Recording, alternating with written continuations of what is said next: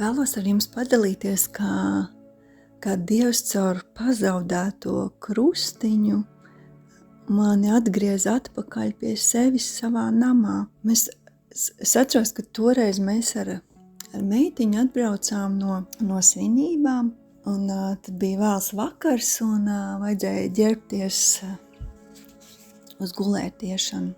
Es viņai vilku nost krekliņu, un velkot nost krekliņu, viņai pārplīst ķēdīte, kur bija iekārts krustiņš, kas bija Kristību dienu krustiņš.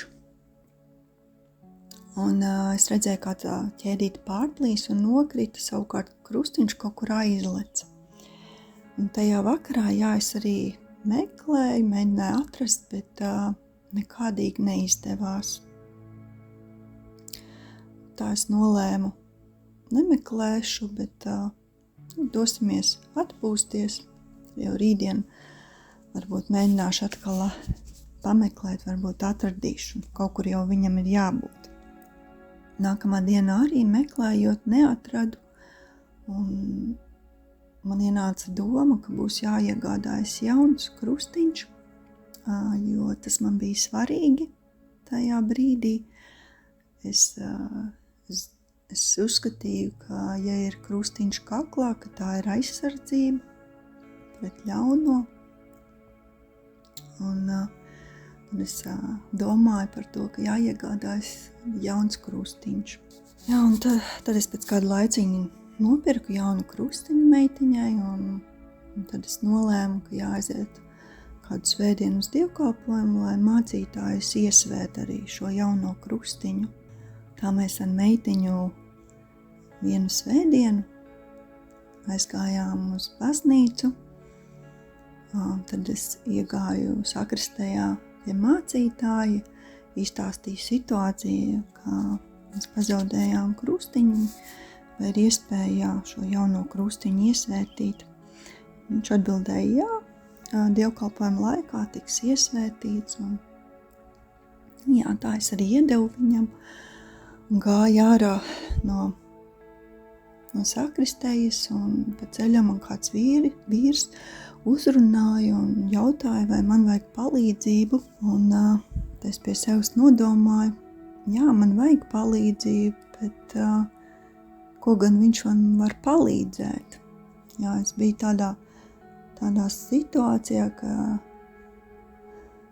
es vēlējos aiziet no atkarīgām un vardarbīgām attiecībām, taču man nekādīgi neizdevās.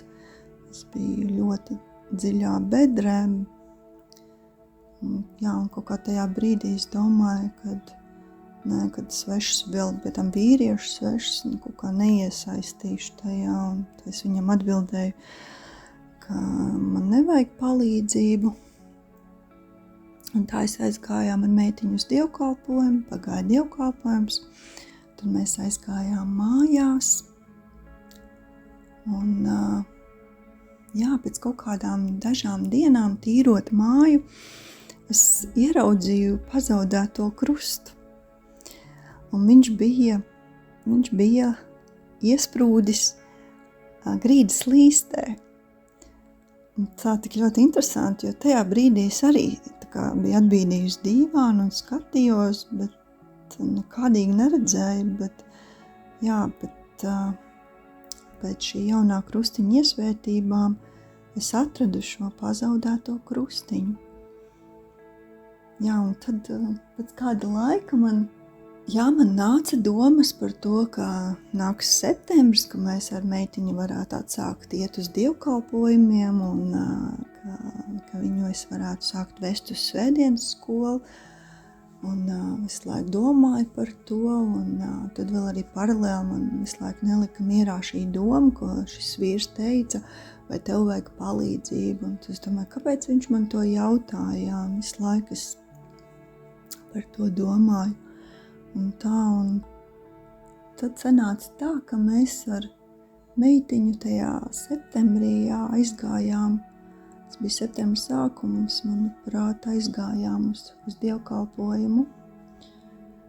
ieejot jau dievnamā un piedaloties dievkalpojumā, pēc tam ejot ārā, man jāsagaidīja māsas tādā Dieva mīlestībā un pieņemtības tāda sajūtiņa, tāda sajūta bija kā mājās, jā.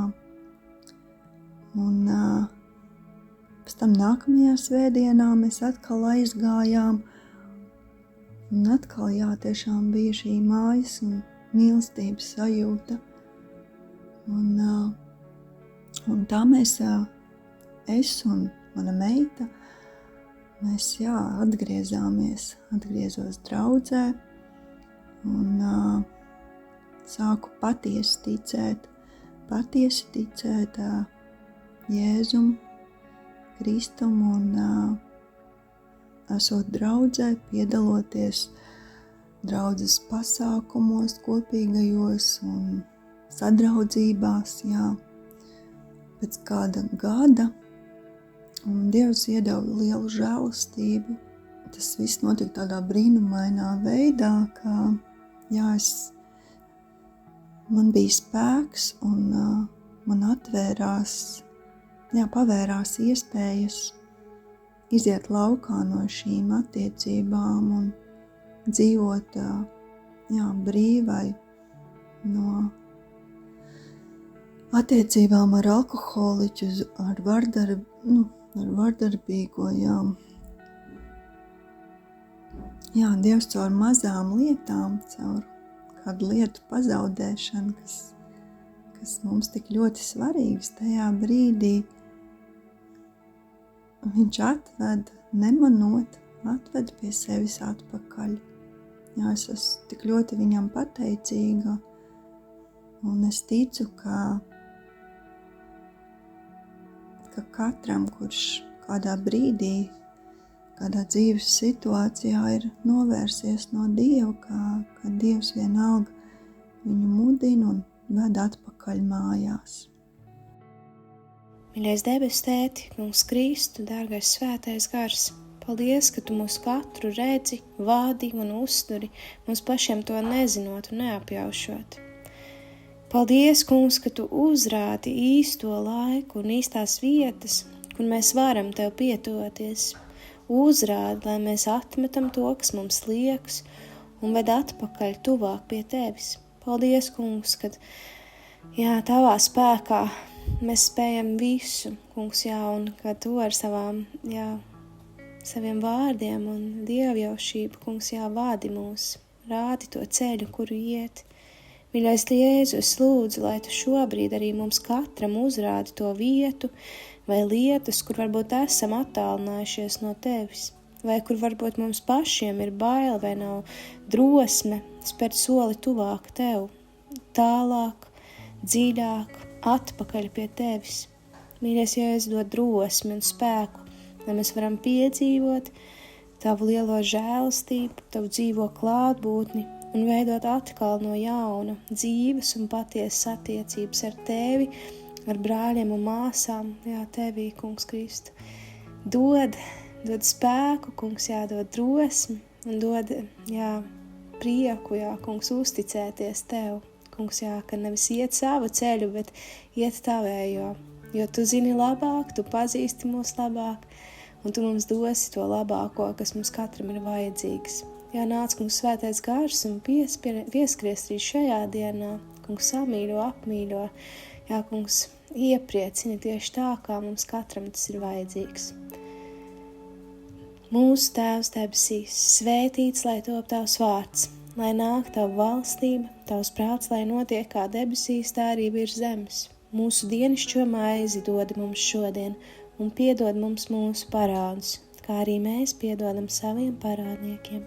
Un neieved mūsu kārdināšanā, bet atpestī mūs no ļaunā, jo Tev pieder valstība, spēks un gods, mūžīgi mūžos. Āmen. Lai mūs svētī un pasargā visu varenais Dievs Tēvs, Dēls un Svētais Gars. Āmen.